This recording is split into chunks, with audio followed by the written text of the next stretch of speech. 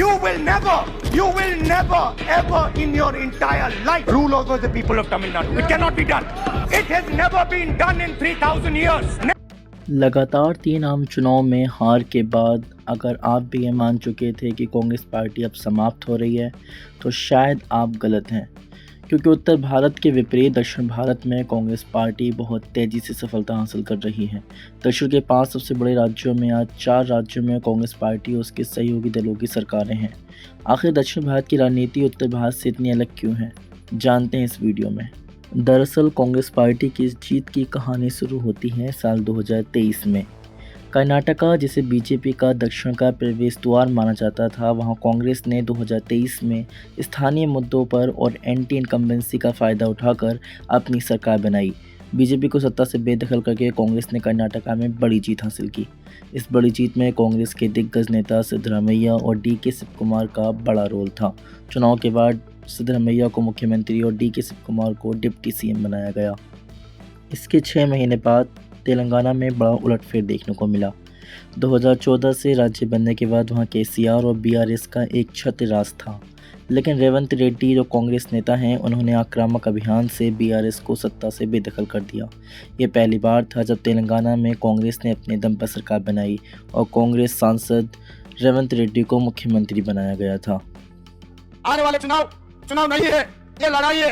ये लड़ाई 2 परिवारों के बीच का लड़ाई है। एक परिवार नरेंद्र मोदी परिवार, दूसरे परिवार गांधी परिवार। नरेंद्र मोदी जी के परिवार में ईवीएम है, ईडी है, इनकम टैक्स है, सीबीआई है। ये 4 लोग नरेंद्र मोदी जी का परिवार है। इसके बाद आता है साल 2024 का लोकसभा चुनाव।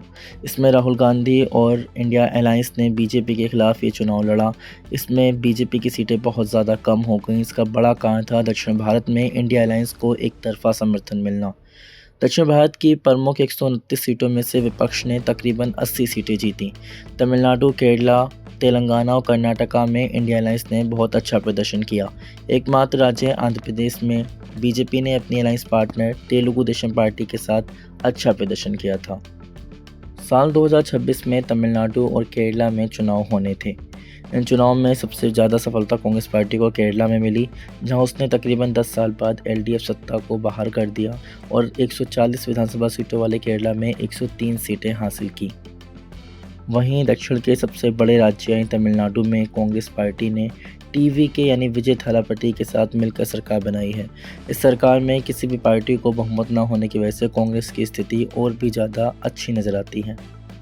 மூணாவது முறையா ஒன்றியத்தோட ஆட்சி அதிகாரத்தை நீங்க தானே கையில வச்சிருக்கீங்க? இல்ல நாங்க தெரியாம தான் கேக்குறோம். நீங்க ஆட்சிக்கு வந்தது ஒட்டுமொத்த மக்களுக்கும் நல்லது செய்யவா, இல்ல நம்மளோட இந்த இஸ்லாமிய நண்பர்களுக்கும் இஸ்லாமிய தோழ। लेकिन दक्षिण भारत में कांग्रेस पार्टी की सफलता कोई नई नहीं है। दक्षिण भारत में कांग्रेस पार्टी का बहुत पुराना नाता रहा है। आइए जानते हैं इसकी शुरुआत को। कांग्रेस और दक्षिण भारत का ये तालमेल केवल आज का नहीं है।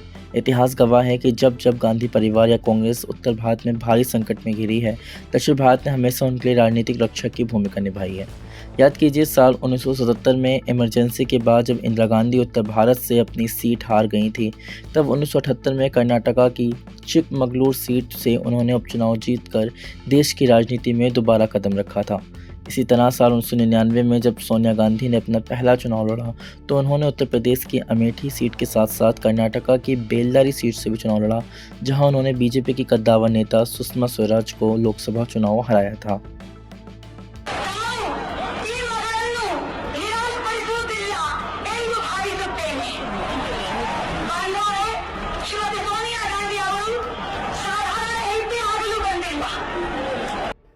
So Priyanka, did you enjoy campaigning for your mother? Yeah. Do you think that's what turned the tide? I don't know. I think she probably turned the tide, not me. Right. Okay. And Priyanka, what do you think of the BJP's campaign against your mother?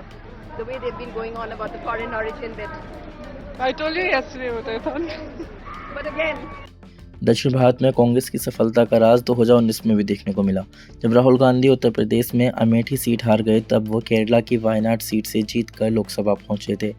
वर्तमान में प्रियंका गांधी भी Wayanad seat का नेतृत्व कर रही हैं। ये साफ दिखाता है कि दक्षिण भारत ने संकट के समय में कांग्रेस पार्टी को हमेशा समर्थन दिया है। अब आते हैं हम उत्तर भारत और दक्षिण भारत की राजनीति के एक प्रमुख अंतर के बारे में। उत्तर भारत और दक्षिण भारत की राजनीति में बहुत अंतर है। इसके सबसे ज़्यादा बुनियादी कारण है शिक्षा और साक्षरता दर।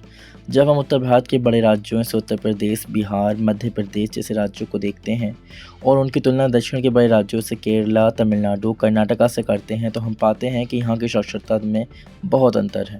उत्तर भारत की राजनीति में आज भी बड़े पैमाने पर चुनाव जातिगत समीकरणों, धार्मिक ध्रुवीकरण के सहारे चुनाव जीते जाते हैं। यहाँ पे पोलराइजेशन आम बात बन चुका है। इसके विपरीत दक्षिण भारत की राजनीति में मतदाता की प्राथमिकताएं काफ़ी हद तक डेवलपमेंट टास्क यानी विकासपरक कार्यों पर केंद्रित होती हैं। वहाँ की जनता सरकारों का मूल्यांकन इस आधार पर कर रही है कि उनका सामाजिक सुरक्षा तंत्र, स्वास्थ्य सेवाओं और शिक्षा के बुनियादी ढांचे में क्या सुधार हुआ है। कांग्रेस पार्टी के लिए दक्षिण का आखिरी बड़ा राज्य अब रह रहा है आंध्र प्रदेश। दक्षिण के 5 में से 4 राज्यों में सरकार बनाने के बाद कांग्रेस की नजरें आंध्र प्रदेश पर। अभी कोई इलेक्शन नहीं है, हम आपके वोट नहीं मांग रहे, आपके दिल में जगह मांग रहे। कांग्रेस पार्टी आपकी पार्टी है, आपकी पार्टी थी, कांग्रेस पार्टी आपकी पार्टी है और कांग्रेस पार्टी। वाई शर्मिला के कांग्रेस में आने के बाद और कमान संभालने के बाद पार्टी की स्थिति अच्छी नजर आ रही है। आंध्र प्रदेश की राजनीति वर्तमान में भले ही क्षेत्रीय दलों के इर्द गिर्द घूम रही हो, लेकिन कांग्रेस की ये नई व्यवहार रचना और वहाँ के स्थानीय काडर के बीच उसकी पहुँच समीकरणों को पूरी तरह बदल सकती है। शायद ये 2029 में होने वाले चुनाव की तैयारी है। दक्षिण भारत ने कांग्रेस को एक मजबूत अभेद किला प्रदान किया है, जो भारतीय राजनीति में एक बड़ा सबक है, क्योंकि आने वाले चुनाव में और आने वाले विधानसभा लोकसभा चुनाव में दक्षिण भारत की भूमिका क्या होगी ये देखने लायक होगा। अगर आपको ये वीडियो अच्छी लगी हो तो हमारे चैनल को लाइक, सब्सक्राइब करना ना भूलें और वीडियो से संबंधित कोई भी कमेंट हो तो उसे ज़रूर लिखें।